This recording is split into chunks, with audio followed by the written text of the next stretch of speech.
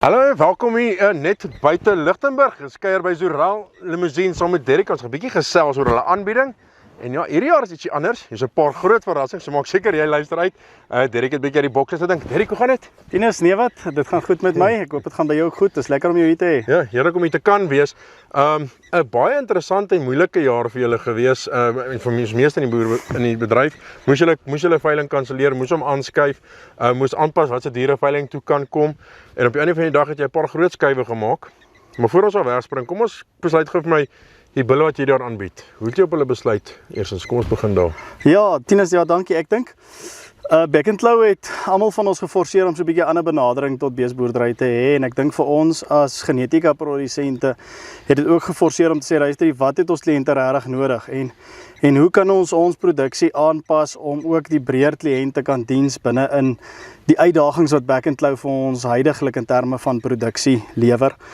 Jy weet, ek het 'n goeie vriend wat vir my bietjie raad gegee het toe ons nou in die middel van Beckentlou situasie is in die land en hy sê toe vir my, maar jy weet, een van die grootste goed vir hom binne in die bedryf is dat hy kan nog vrede maak as daar houe na sy kant toe kom, as die bedryf houe of Beckentlou of pryse of so iets, maar jy as boer is nog steeds verantwoordelik om te doen wat jy kan doen, wanneer jy dit kan doen. Jy weet, en ek dink dit het ons geleer om te kan sê, okay, maar hoe gaan ons tafel toe en hoe spreek ons dit aan en wat kan ons van ons kant af doen om dit makliker te maak vir ons kliënte en hulle nog steeds in staat te stel om in produksie te wees.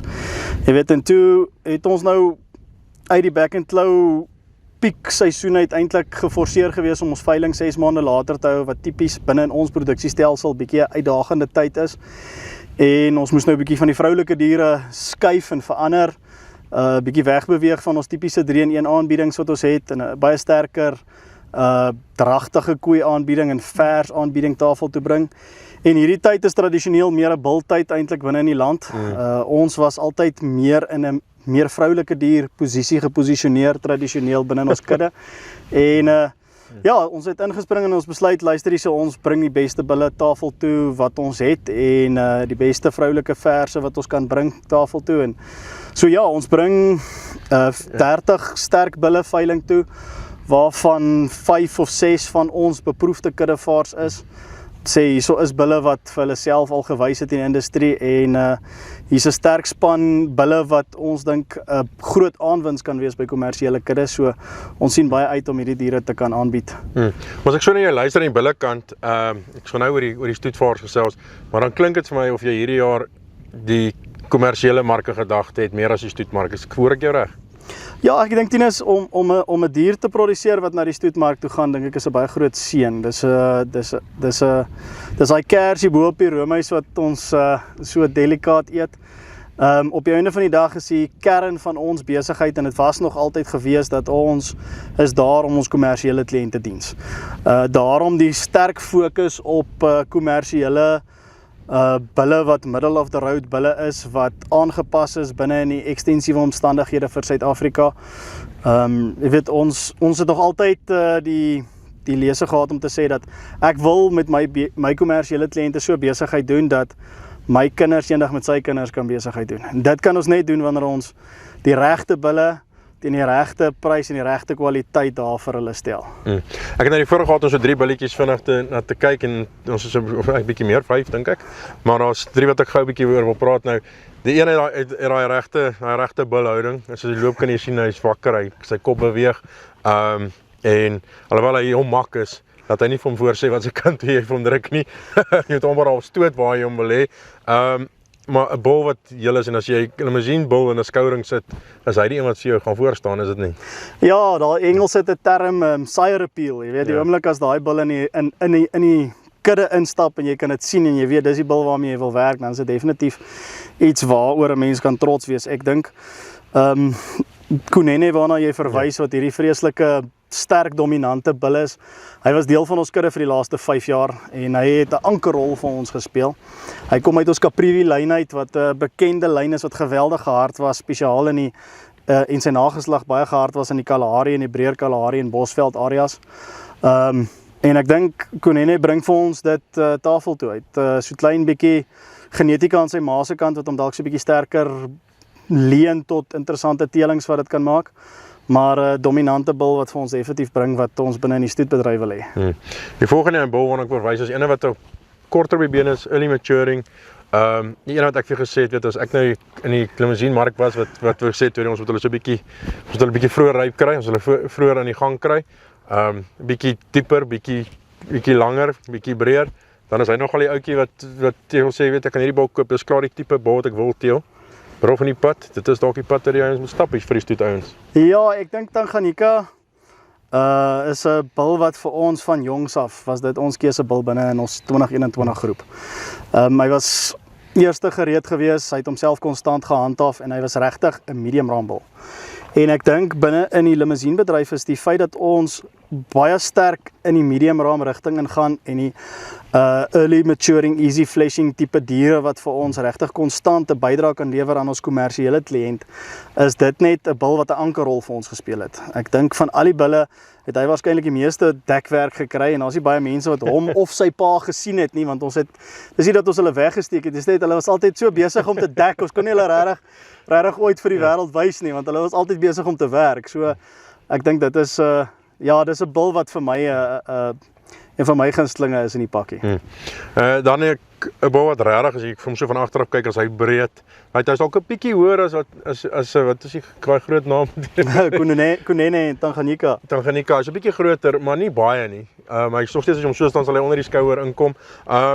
Maar hy dra vleis by die regte plek en hy's bietjie meer easy fleshing. En dis eintlik wat jy wil hê. Is ook so bietjie easy fleshing wat van almal praat, die term wat so 'n bietjie rondgegooi word vandag, maar hy is dit en dit is lekker om dit te sien in die ras, nee.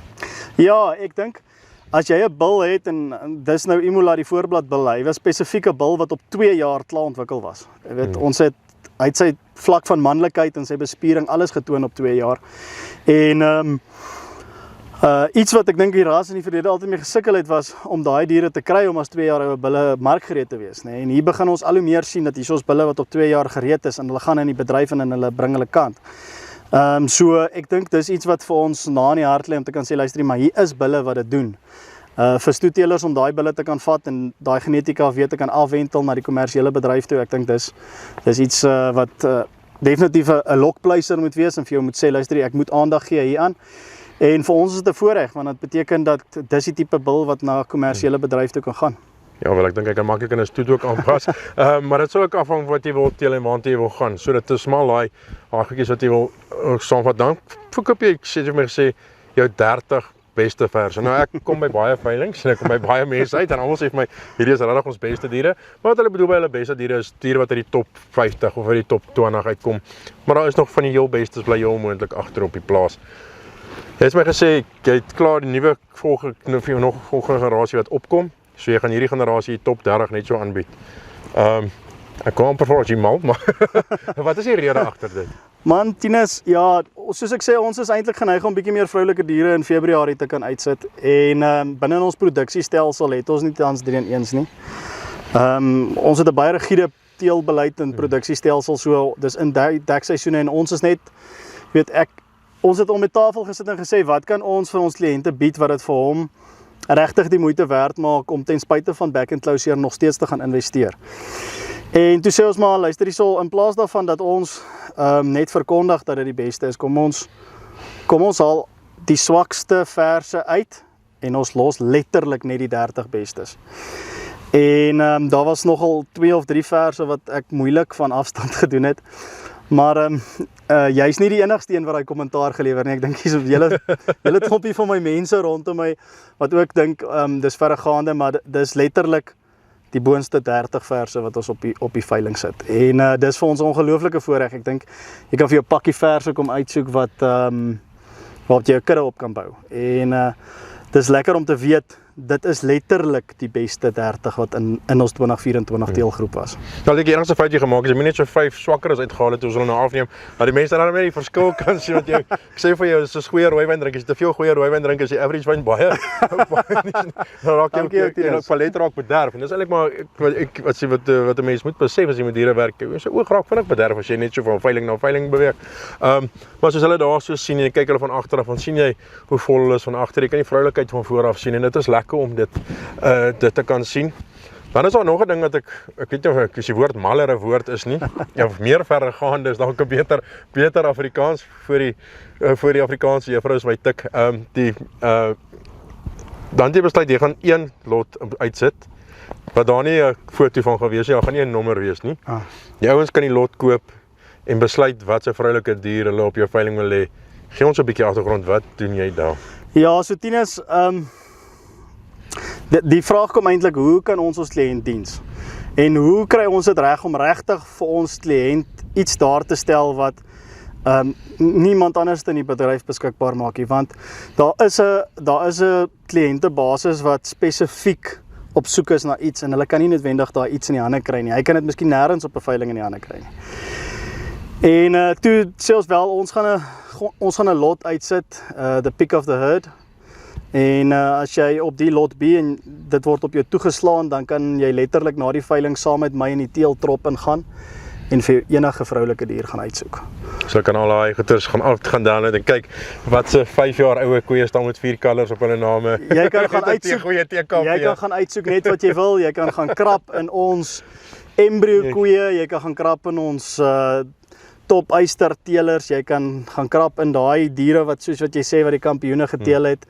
Een na mekaar, dis letterlik your pick of the herd en dit stel ons beskikbaar vir 'n kliënt. Hy kan letterlik gaan kies wat hy in die kudde wil hê.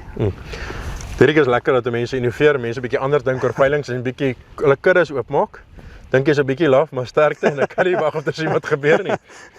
Nee, dankie Tinus, ons waardeer dit. Ons sien uit om almal te onthaal hierso die 12de September op 2 Buffels. Dit sal vir ons vreeslik lekker wees. Dis vir ons altyd lekker om so 'n bietjie met die breër beesfamilie te kuier en te kom sê kom geniet die dag saam met ons, kom eet 'n lekker stukkie steak, kom kyk diere, kom waardeer genetika as jy wil en kom wees deel van die prentjie en van dit wat ons moontlik vir die bedryf kan bied. Derek, kan nie wag nie. Ons sien ons jou daar. Tinus, ons sien uit, dankie. As hy, Derek Leroux en ja, as jy my nie glo nie, dan moet jy self kom kyk, Pick of the Herd. Ek dink dis sy eerste. En ja, as ek my karriere sou wees, ek sou Derek se boek gaan trek.